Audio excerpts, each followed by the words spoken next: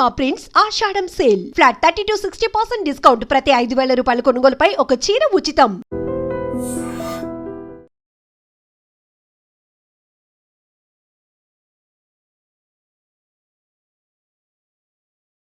స్నేహితురాలు కదా అని నమ్మింది, కానీ అడ్డంగా మోసపోయింది. తరచూ ఇంటికి వస్తున్న స్నేహితురాలపై తను కూడా ఇష్టం పెంచుకుంది, ప్రేమ పెంచుకుంది. ఇంటి విషయాలే కాదు, కష్టం సుఖం మాట్లాడుకుంటున్నాం కదా, సర్లే తరచూ తను వస్తూ ఉంది కదా, తనపై ఒక నమ్మకాన్ని బిల్డ్ చేసుకుంది. కానీ దాన్నే వాడుకోవాలని చూసినటువంటి ఆ స్నేహితురాలు తన ఫ్రెండ్ అని కూడా చూడకుండా ఆ స్నేహితురాలి ఇంటిలోనే దొంగతనం చేయాలనే దుర్బుద్ధి పుట్టింది. ఏకంగా 20 తులాల బంగారు నగలు దోచేసింది. సుజాత నగర్లో, పెందుర్తి సుజాత నగర్లో ఉంటున్న మాజీ నేవీ ఉద్యోగి భార్య, చిన్నముషిడివాడలో ఉంటున్నటువంటి నేవీ ఉద్యోగి భార్య, ఇద్దరు ఫ్రెండ్స్, స్నేహితులు.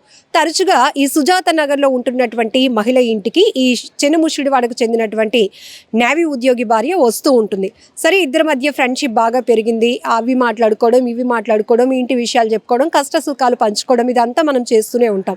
అయితే ఈ నేపథ్యంలోనే ఇంకాస్త స్టెప్ ఏంటంటే వ్యక్తిగత విషయాలు కూడా షేర్ చేసుకోవడం అలవాటు అయిపోయింది. సో మొత్తం నమ్ముతున్నాను తన్ని అనుకుంది, కానీ నమ్మక ద్రోహం చేసే మహిళ అని మాత్రం తను ఎక్స్పెక్ట్ చేయలేకపోయింది.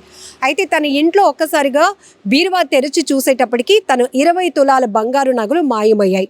ఇమీడియట్గా ఈ మహిళ పెందుర్తి పోలీసులకు ఫిర్యాదు చేసింది. అయితే 3 దొంగతనం కేసులు ఛేదించినటువంటి పోలీసులు నిన్న ప్రెస్ మీట్ కూడా పెట్టి ఈ కేసు డీటెయిల్స్ చెప్పారు. అందులో ఈ సుజాత నగర్లో ఉంటున్నటువంటి మాజీ నేవీ ఉద్యోగి భార్య ఇంట్లో దొంగతనం చేసింది తన ఫ్రెండ్. ఆమె కూడా నేవీ ఉద్యోగి భార్య అని తెలిసిన తర్వాత ఆమెనైతే అదుపులోనికి తీసుకున్నారు. 20 తులాల బంగారు నగలు ఆమె ఎలా కాజేసిందంటే, రెగ్యులర్గా ఈమె ఇంటికి ఆమె వస్తూ ఉండేది. అయితే ఇంట్లో ఎక్కడ ఏం దాస్తాం, మనం ఏం కొనుక్కున్నాం, ఏ అకేషన్లో ఏ వస్తువు కొనుక్కోవాల్సి వచ్చింది, లేకపోతే మనకి అమ్మ నాన్న ఏమైనా గిఫ్ట్గా ఏమైనా ఇచ్చారా, ఇలాంటివి కూడా షేర్ చేసుకోవడం జనరల్గా లేడీస్ మధ్య జరిగే డిస్కషన్స్ ఇవన్నీ. లేకపోతే మా హస్బెండ్ ఈ అకేషన్కి ఈ గోల్డ్ కొన్నారు, ఇలా చెప్పుకుంటూ ఉంటాం. సరే, అయితే నా ఫ్రెండ్ ఇంట్లో బాగానే బంగారం ఉంది, ఓ 20 తులాల వరకు ఉంది. తిన్ని అలాగ మనం ఏంటంటే ఒక లైన్లోనికి తీసుకొచ్చి ఒక ఫ్రెండ్షిప్ని బాగా బిల్డ్ చేసుకొని ఇంట్లో పరిస్థితులన్నీ మనం ఒక పట్టు సాధించిన తర్వాత అవి కాజేయాలనే ఒక దుర్బుద్ధి ఈ మహిళలో పుట్టింది. ఏకంగా స్నేహం అనే ఒక ముసుగులో దొంగతనానికి తెగబడిందని చెప్పొచ్చు.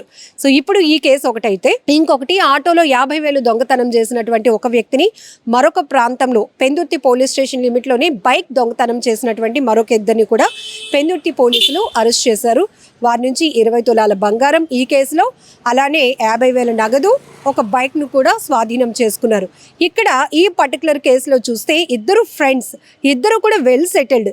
ఎవరైతే ఈ దొంగతనం జరిగినటువంటి మహిళ ఉన్నారో ఆమె మాజీ నేవీ ఉద్యోగి భార్య.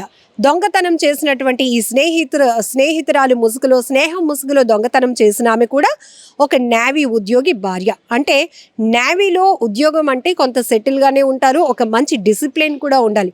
కానీ ఇక్కడ తను పరిచయం పెంచుకుంటున్నాను అనుకుంటూనే ఒక పన్నాగం పండింది, దొంగతనం చేయాలనేటటువంటి ఆలోచన, దుర్బుద్ధి. అయితే ఇప్పుడు వీళ్ళిద్దరి మధ్య జరుగుతున్న డిస్కషన్స్లో పాపం ఈమె ఎవరైతే ఈ బాధితురాలు ఉన్నారో, తన నగలు పోగొట్టుకున్న ఆమె, నేనేదో చాలా మంచిగా తనతో ఫ్రెండ్షిప్ చేసుకుంటున్నాను, అన్నీ చెప్పుకుంటున్నాను, తను కూడా నాతో చాలా షేర్ చేసుకుంటున్నాను అనుకుందే తప్ప ఇట్లా ఇంట్లో దొంగతనం జరుగుతుందని, ఈ రోజు వస్తున్నటువంటి ఈమె ఆ ఫ్రెండే ఇలా దొంగతనానికి పాల్పడుతుందని పాపం ఆమె కూడా ఊహించలేదు. నిజానికి ఇది పెందుర్తి పోలీస్ స్టేషన్ లిమిట్లో జరిగిన మనందరికీ ఒక బిగ్ లెసన్ అని కూడా చెప్పాలి.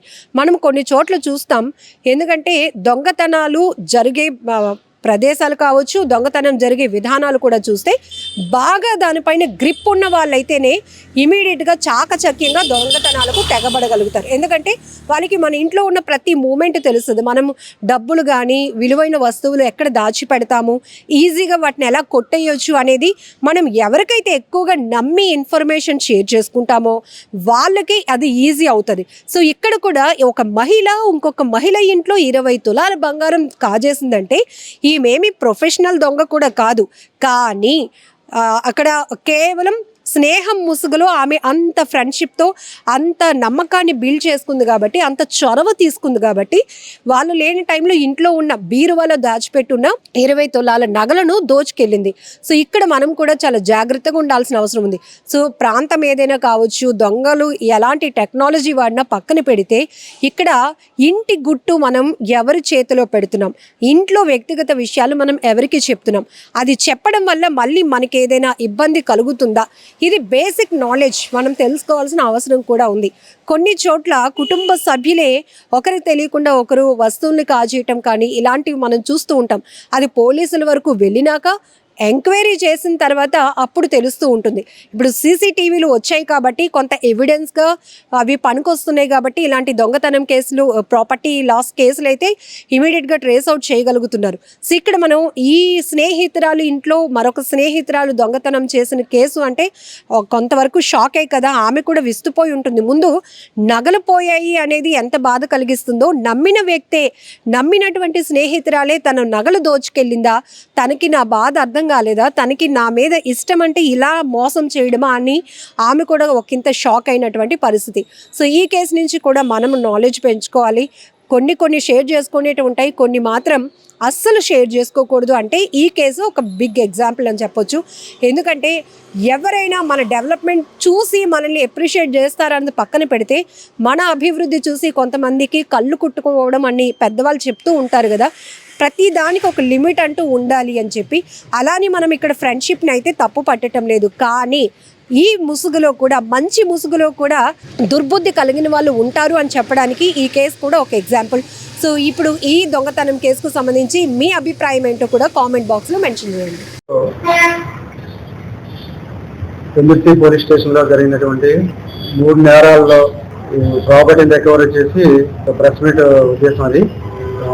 మన సిఐ గారు, పెందుర్తి సిఐ గారు శ్రీనివాసరావు గారు, సూరిబాబు వారి సిబ్బంది అందరూ కూడా చాలా హెక్టిక్ ఎఫర్ట్స్ చేసి ఈ కేసు చెక్ చేయడం జరిగింది. అందులో సుమారుగా ఒక కేసులో 15 లక్షలు విలువ చేసే బంగారు వస్తువులు, క్యాష్ రికవర్ చేయడం జరిగింది. అదేవిధంగా ఇంకొక కేసులో ఒక మోటార్ సైకిల్, ఇంకొక కేసులో 50 రూపాయల క్యాష్, మొత్తం 16,30,000 రూపాయల ప్రాపర్టీని రికవరీ చేయడం జరిగింది 3 కేసుల్లో కలిపి. మన సుజాత నగర్లో ఉన్నటువంటి రెయ్యి జ్యోతి గారు కంప్లైంట్ ఇచ్చారండి. కంప్లైంట్ 15/3 వాళ్ళ ఇంట్లో లేని సమయంలో ఇంట్లో వస్తువులు పోయాయి, బంగారు వస్తువులు పోయామని చెప్పి మనం కంప్లైంట్ చేయడం జరిగింది. ఆ కంప్లైంట్ ఆధారంగా క్రైమ్ నెంబర్ 273/25గా కేసు నమోదు చేయడం జరిగింది పెందుర్తి పోలీస్ స్టేషను. దర్యాప్తులో భాగంగా వాళ్ళు సస్పిషియస్ అరెస్ట్ చేశారు. ఒక ఆవిడ మీద, వాణి అనే ఆవిడ మీద సస్పిషియస్ అరెస్ట్ చేశారు. తేదీ 36న సస్పెక్ట్ని పికప్ చేసి ఇంట్రాగేషన్ చేస్తే ఆవిడ కన్ఫెస్ చేయడం జరిగింది. ఆవిడ కన్ఫెషన్ ఆధారంగా ఆవిడ దగ్గర ఉన్నటువంటి 228 గ్రాముల బంగారాన్ని సీజ్ చేయడం జరిగింది. ఈ కేసులో మన ఎం శ్రీనివాసరావు సిఐ గారు, సూర్బాబు ఎస్ఐ గారు, వారి సిబ్బంది కె శ్రీనివాసరావు, అలాగే నాగరాజు హెడ్ కానిస్టేబుల్, రత్నగ ఉమ్మని హెచ్సి, పైడరాజు, కిషోర్ బీసీ 1611 వీరందరూ కూడా చాలా చాకచక్యంగా వ్యవహరించి కేసును ఛేదించడం జరిగింది. ఈ కేసులో మనకు time to time instructions DCP madam K Lathamadhuri madam గారి ఇన్స్ట్రక్షన్స్ మాకు బాగా పనికొచ్చాయి. అదేవిధంగా మన గౌరవ సిపి గారు శంకరరాత్ర సాక్షి గారు ఐపీఎస్ వారి సూచనలు కూడా ఈ కేసు ఛేదించడానికి బాగా పనికొచ్చాయి. ఈ కేసులు చేసినందుకు వీళ్ళందరికీ కూడా నేను కంగ్రాచులేషన్ చెప్తూ వచ్చే క్రైమ్ మీటింగ్లో సిపి గారి చేతుల మీదుగా సూటబుల్ రివార్డ్స్ ఇచ్చే విధంగా నేను చర్యలు తీసుకుంటాను. అదేవిధంగా శాంతినగర్లో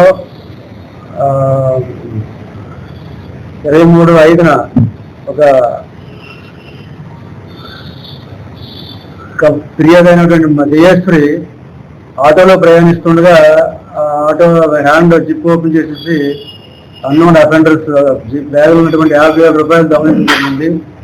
అది కూడా క్రైమ్ నెంబర్ 247/25 నమోదు చేయడం జరిగింది. ఈ కేసులో కూడా సూర్బాగ్ ఎస్ఐ గారు ముద్దాయినటువంటి మాగిరెడ్డి గని అనే ఆయన్ని పికప్ చేసి ఆయన దగ్గర నుంచి యాక్చువల్గా మన 202 కాలనీ కొత్త వలస మండలం నిజాం జిల్లా ఆయన మాగిరెడ్డి గని 19 సంవత్సరాల వయసు అండి. ఈయన దగ్గర 50,000 రూపాయలు క్యాష్ రికవరీ చేయడం జరిగింది. ఈ క్యాష్ రికవరీ 50,000 రూపాయలు కూడా ఈ ప్రెస్ మీట్లో డిస్ప్లే చేస్తాం.